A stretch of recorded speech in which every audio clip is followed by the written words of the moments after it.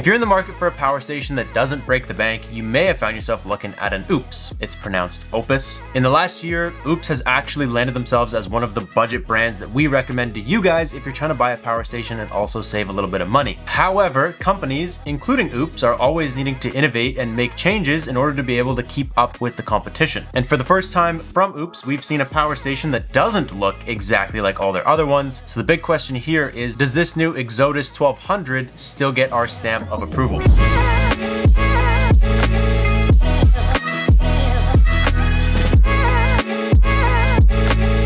So welcome back to the lab where our opinions cannot be bought. We've reviewed a couple of Oupes Mega products on the channel before, and we've been genuinely impressed with the company and the quality of the products for the price. However, Oupes told us that they tried something new with this Exodus 1200, and after us having it here at the lab for a couple weeks and playing with it, it's pretty clear that it is not the same as the products that we're used to seeing from them. The changes that they have made have definitely impacted our opinion, but as always, if you guys are looking for more information or discount codes or anything like that, anything that we can get from Oupes, we will put in the description down below, as well as links to their website. Otherwise, before we jump into everything that we don't like about this unit, the results of our testing, we're gonna hit you guys with a super quick spec teardown to get you up to speed with the Exodus 1200.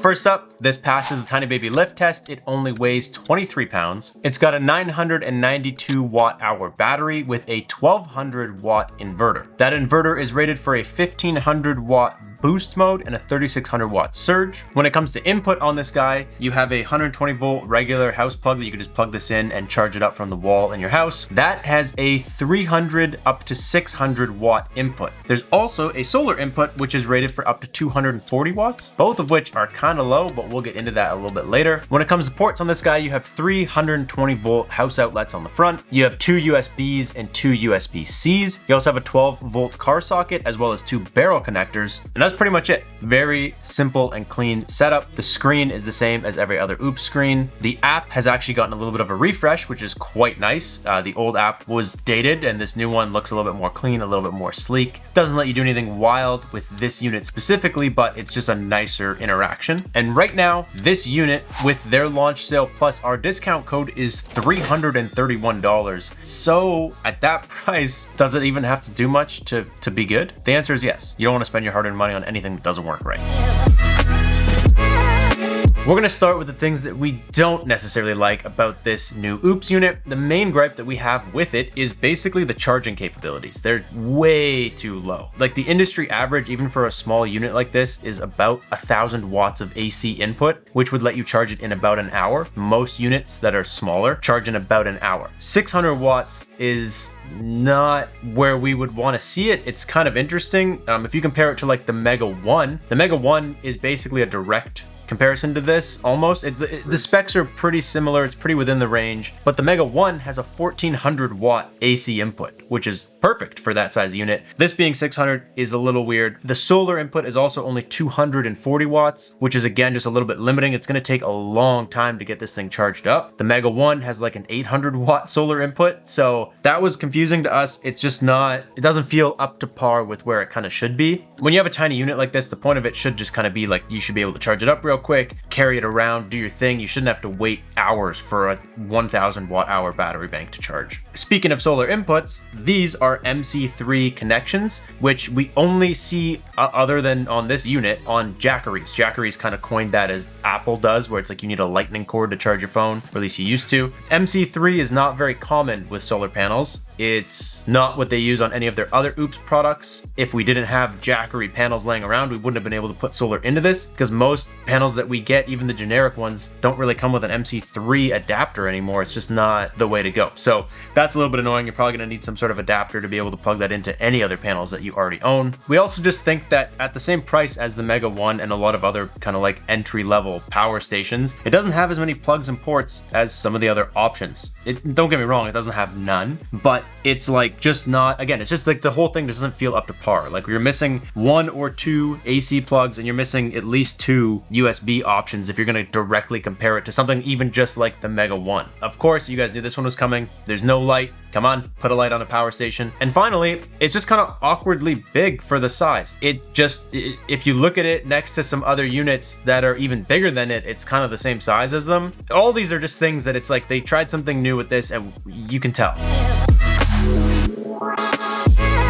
But when it comes to any power station, there's a few things you want to make sure it does before you go ahead and spend your money on it. And so when we put this thing through our testing, we started with an efficiency test, basically meaning if this has a 1000 watt hour battery and you have a 100 watt heated sleeping bag, you would expect it to be able to run for 10 hours. If it's 100% efficient, that's not always the case. If it's only 80% efficient, you're only gonna get 8 hours. This is a 992 watt hour battery. We hooked it up to a 1198 watt load, which is right there on the inverter's limit. We really pushed this thing. And at that load, it should have lasted about 49.5 minutes. It actually lasted 38.5 minutes, which is about 77% efficient, which is actually pretty good. That's better than a lot of like name brand units, but it died at 7%, which I thought was kind of weird. A lot of times you see units shut off at a couple percent left just so they can run the fans and cool down before it 100% dies. I thought 7 was kind of weird, so we ran that test again just to be safe. We reduced the load by like 100 watts just to see if that would do anything different. And basically on the second test, it was 78% efficient. So pretty consistent results. It also shut off at 6%. So I think this unit just does that. It shuts off a little premature, runs the fans, and then it's dead at about 5. When it comes to surging this unit, we're gonna start with the boost. It says it has a 1500 watt boost capability, but there's no like button for it or setting in the app to turn it on. Basically, when you run over 1200 watts, it starts to reduce the voltage a little bit. Nothing that throws any crazy alarms, but if you put on a 1500 watt heat gun, it's only getting about 1300 watts, so it's not running at full tilt, but it can run that load for over 5 minutes. We ran it for about 6 just to make sure it could do that. If you're running it in boost mode, you probably don't want to do it continuously, so I think a 5-minute test is pretty solid. Otherwise, it doesn't really surge too well. It does blip for a quick second, but it doesn't carry a load over 1500 watts. When it comes to charge speed, we went ahead and plugged this into a regular house outlet. We had the app set to charge in fast mode, which is 600 watts, not 300. We couldn't get this unit to go over 400 watts of AC input, and we ran this test multiple times. It just didn't go, basically. So we plugged it in, and we would just come back, and it was charging and charging and charging and charging, and it took over 4 hours to fully charge this unit, which is under 1000 watt hour battery, which is insane. Terrible. We actually even contacted Oupes because we've never had such a bad problem with any of their other products, and they said that they do know this is a problem. They stopped advertising the charge speed. They acknowledged that it's an issue. They said it's not you can't fix it with an update. Basically, that's just something that's going to plague this unit. But in our eyes, you have a tiny unit, you want to be able to just plug it into the wall, charge it up real quick because you're about to leave. 4 hours is just excessive. When it comes to solar input, aside from not liking the connection, it's a low input, but it does work. We went ahead and plugged a 100 watt bifacial panel into here. We were actually getting over 100 watts because it was super cold and super sunny, which we like to see. When it comes to passing power through, solar and AC both pass the test. When it comes to the sound on this guy, it's medium.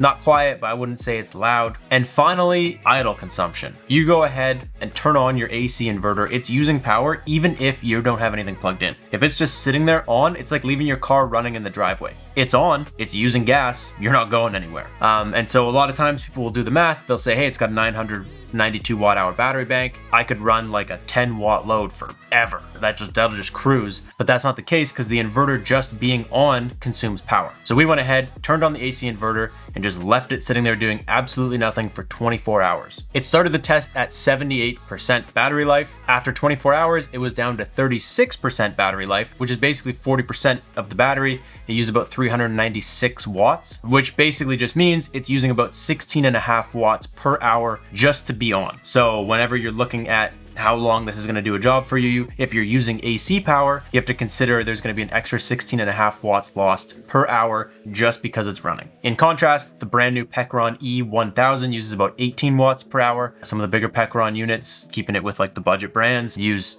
13 watts per hour, so it's not terrible. It's about an average result. And you guys will notice, if you watch our channel, that we didn't have a what we like section. We basically think this unit was a swing and a miss. There's just nothing that stands out that we love about this unit that's worth really talking about other than the cool new app, which isn't specific to this unit. Oupes did say they tried something new with this, and in our opinion, maybe Oupes should stick to what they were doing, because honestly, what they were doing was working just fine. When you line them up, the Oupes Mega 1 is the same price as this when you look at the retail price. They are always on sale for different prices. Oupes Mega 1 has more features, more functionality, it charges way faster, it has more plugs and ports, it has a bigger inverter, bigger battery, slightly, but bigger. It's just the better buy. In our opinion, the Mega lineup, we still recommend. When it comes to this guy right here, unfortunately, I don't think it's gonna make the recommended list. So in summary, Tiny Baby does not give this thing the stamp of approval. He wants to exile the Exodus. But that is it. That is all we got for you guys today. If you're looking at a Oupes, we will leave some links in the description down below to the ones we do recommend. Otherwise, that's all we got for you. We will catch you in the next one. Thank you so much for watching. Peace out and stay charged.